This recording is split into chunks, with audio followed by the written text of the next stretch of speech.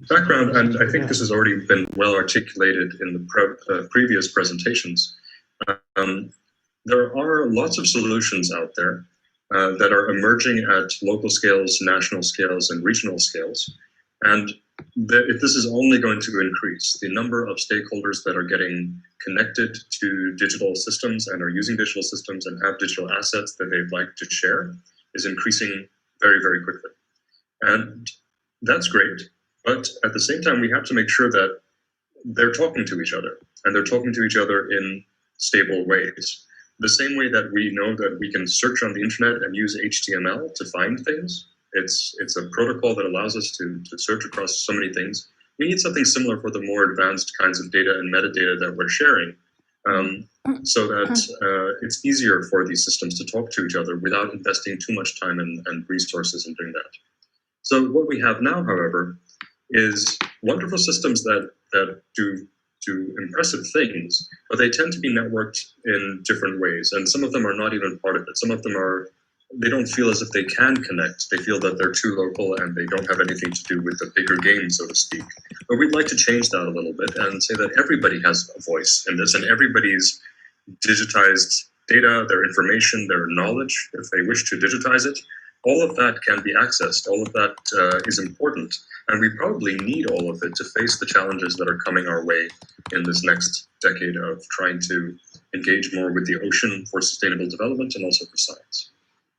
So what do we need? We need something more like a digital glue to help bring this together. We certainly need that across UN systems, but of course, systems that are not part of the UN data space are as important, if not more important, because they're larger at the end of the day in sum and in terms of their capabilities, especially in the private sector and many more.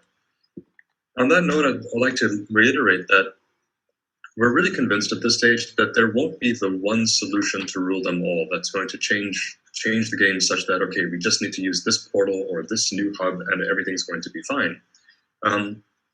It's going to change in different contexts and different spatial scales.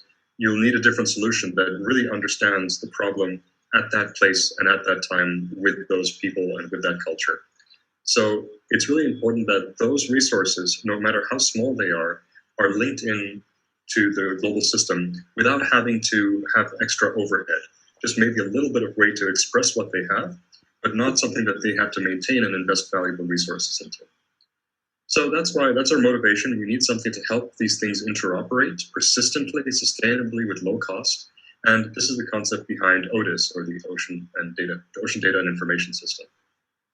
So the mission here is to build this digital ecosystem, so where things are organically interconnected, so all ocean stakeholders can participate. And this word, the digital ecosystem here, it's not a metaphor, it's a technical term. And we'll get to its meaning in a moment. Just to say, we're not being fluffy with our language here, we quite mean what we say. How do we accomplish this? Well, the technology that acts as this glue, it should be very robust, so it shouldn't be too complicated. If things change, it shouldn't disrupt the whole system. It should be easy to implement, meaning that people should already have a feeling about some of the underlying technologies so that you can easily hire somebody or train somebody to implement it. And it should be as neutral as possible in terms of national or regional needs. Because we're trying to connect multiple regions, we have to find that median between them, that they can do the work they need to do in their region and also just share that across to another one without having something that is exchanged that may be misunderstood by another system. So that's the role, and I think that's the primary role, a kind of digital diplomacy of IODE, to help buffer this and to help those conversations happen, as we do in these webinar series, to learn from the regions and try to find that balance. So the glue itself is something we call the ODIS-Arch, the ODIS architecture, which is a specification of interoperability using schema.org. And again, schema.org is very well used because of Google Dataset Search and others. It is quite lightweight and robust. It's reasonably easy to find somebody to hire or to train to use it. And what we do is try to specify how to use it in order to connect across those digital themes that Lucy mentioned earlier, the experts and institutions, the vessels, spatial data, etc. That list will expand as we learn more about the regions and their needs, and we welcome all stakeholders to say, look, we really need this kind of data. It's very vital for our region, and we can start to find out how to use schema.org and other alternatives we're looking at to express that. Right, once we have that, then we can start to map out the system automatically.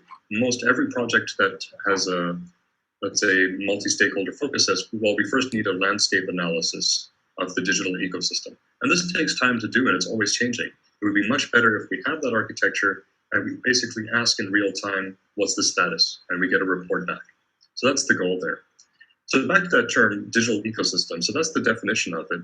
So it's organic, it's distributed, there's no one hub. If something stops working, or if, for example, if we can't maintain ODIS anymore, as from the IODE side, the thing still works. It doesn't depend on a central hub, and that's very, very important for these solutions. And that's why we're trying not to create a new centralized system, but help things that exist link together in a way that can last beyond the lifetime of any one of the nodes. It self-organizes based on the needs and based on how you can extend these. Again, nobody owns it, and it's scalable because of that. And the key thing there is that it's a socio-technical system. And as a data scientist and working here, I think we have all the technology we need. Of course, we need new technologies for new tasks, but in terms of this task, we have all the technology we need. The challenge is getting this sort of sociological agreement between stakeholders that, yes, this can work for us. And that's where we're focusing our efforts, with, of course, technical support to make it happen. So that's the concept. It's an e-environment where anyone can discover data. You can push data to it. You can pull data from it, from all of the other nodes in ODIS. And anyone can participate in it, as long as you're in the catalog or as long as you expressed your data in the schema.org patterns that are open on our GitHub repository, where your technical teams can look at. And again, there will be training opportunities for that. Very importantly, all of the nodes inside ODIS are independent, and they should be free to run internal operations independently. We're not going to tell you how to run your systems. You know how to do that for your local and regional needs. The only thing is that what you wish to express to the global system, here's a specification on how to do it, and there are services waiting to pull that into linked open data and semantic web technologies to allow other people to query it, and Ocean InfoHub is an example of how that happens. Exactly, and that's the use of ODIS-Arch. Right, so we're not a hub, and hubs are needed, of course. Hubs play a very important role, but for ODIS, we decided that no, the web itself is our hub, and those nodes can be hubs. They're like meta nodes in the system. They can be hubs or anything else, and we will use those linked open data technologies to link across them and allow one node to check in on what other nodes have. And that's really important, because that's the sort of future that we'd like to see, that if you query the Pacific hub, you can also cross-query the European one and the Latin American one at the same time through the ODIS architecture. And without having to customize your system in a bilateral way, there's a kind of lingua franca that's focused around the data themes that we have. Schema.org is already there, but we need to stabilize the implementation of that to focus on some of the issues that we're going to handle as a global ocean community, right? And again, Ocean InfoHub is an example of how you can pull in data from across those nodes. Lucy already mentioned the independent resources that we can pull in to very quickly spin up a hub without having to centralize data. You just push and pull, and you're always up to date because you're watching what that node is pushing out, and you can refresh that. So that fluffy idea that we've had in the past of this general global linked data universe, we're giving that some structure with ODIS and ODIS architecture, such that the UN systems and other partners and regional systems can push and pull data to it, metadata at this stage, and then eventually more low-level data, to create regional nodes, global hubs, regional hubs, thematic nodes, what have you, right?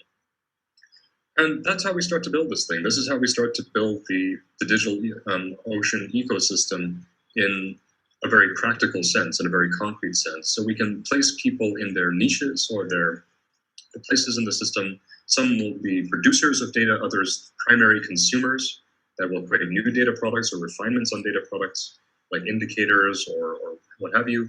And then it'll be further processed by secondary, tertiary, quaternary consumers, which could be dashboards, and digital twins now are coming up.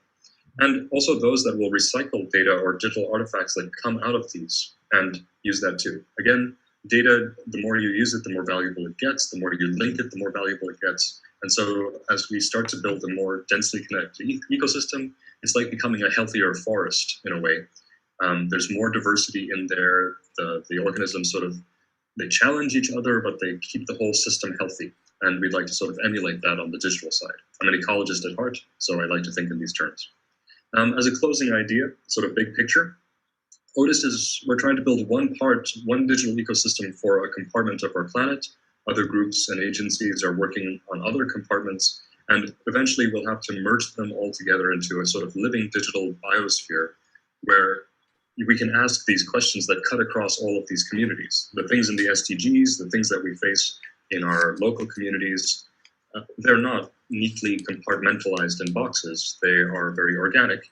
And as we start to merge these digital ecosystems, we can start querying across a digital biosphere for complex things, like what makes a resilient food system from the oceans to the deserts.